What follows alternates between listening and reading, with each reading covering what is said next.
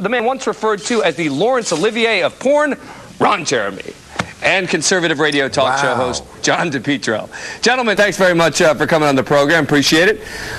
All right, John, look, this sounds fine, and if they had unlimited time and resources in the Justice Department, they could compile all sorts of lists. But you'd think of all the priorities in the Justice Department, one of the top ones needs to be compiling lists of every name, alias, AKA, etc., of every professional porn star in America? Dan, this has to do with child exploitation, and you're also talking about $1 billion industry. I don't think the forefathers, when they talked about the First Amendment, were thinking of the money shot. These are people that enjoy freedom of expression, but I think it's not that much to ask for someone who's making a lot of money. Let's find out who are these people, what's their legal name, not their barely legal name, and let's find out how old they are. And it's funny that someone like Ron Jeremy, star of Planet of the Whores, and also 21 Hump Street and some of these other films, says they want to protect themselves with the First Amendment. Ron? Not really a First Amendment issue. We already are collecting IDs on all the performers. We've been doing it for years. And in the entire 29 years I've been in the business, 1 year short of 30 years, only 2 times did girls slip by when they had fake ID. There was Tracy Lords, and I have a picture of her holding up her fake ID. Well, and that doesn't mean that there weren't any minors. It just means you didn't have a system to find out who they were. Baseball didn't have a steroid problem until they started to test for it.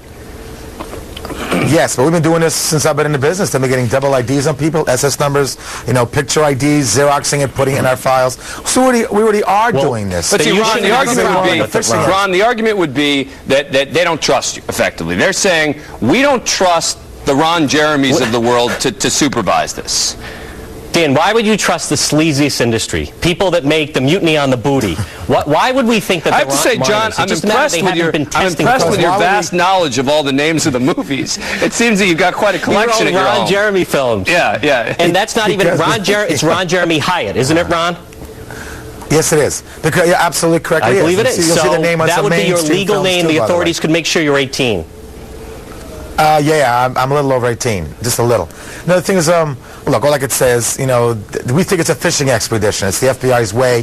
We're trying to find, all this information. So if they find some new law, some new type of vice law that they can use it against us to come after us. Look, the FBI sent a letter to one of our organizations, the ASACP, which I have an article about that right here, thanking us for helping track down a kiddie porn ring in France. So, we're as against this, children being in films as anybody else is. That's one in France.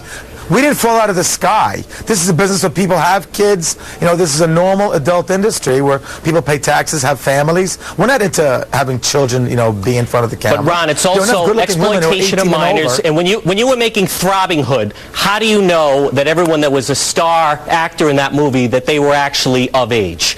We're talking about an industry. Let him answer. Go ahead, Ron. Because we have to have either a passport or driver's license. Nothing else is accepted. We've turned away a lot of people. And we've even checked with the principal of a school. Oh, yeah. I'm sure you've turned away a lot of people. We have tremendous amount of people that turn away. They have to have double ID or no toys about it. And we even check with the school they went to. I'll say that we're a restaurant. I'm a maitre d'. A girl wants to get a job as a waitress, and we'll want to see that she went to your school. Is this really the girl's name? Blah, blah, blah. We're very, very careful. We don't want to get prosecuted. We don't want to face that kind of music. There are enough pretty girls who are 18 or over. Why use a minor? Dan, this is not going to affect, the next time Ron wants to do a remake of City Lickers, I don't think it's going to affect the artistic integrity of the film, of the actors. But the Justice Department has time for this, John? I mean, really? It has to do with child exploitation. I know what it has to do with.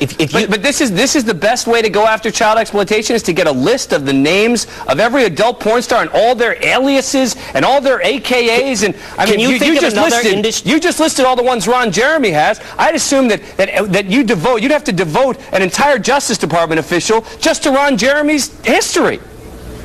Why not put an industry on notice that caters towards exploitation, sometimes possibly of minors, that seems to be drifting towards younger people, and why not make them enforce that? Ron Jeremy gets the final word. Those that are following the law would have no problem with it, Dan. Ron? Look, if we want to target minors, just one example, there's no hardcore on cell phones anywhere in America because we can't prove age verification.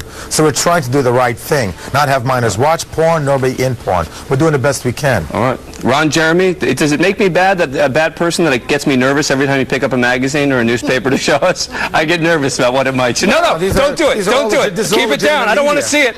I don't want to see it. I'm just saying. I have research on the things the gentleman's talking about. I know. I'm just kidding.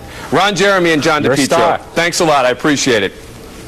Good to be with you, Dan. John now gets to say that he went head-to-head with Ron Jeremy.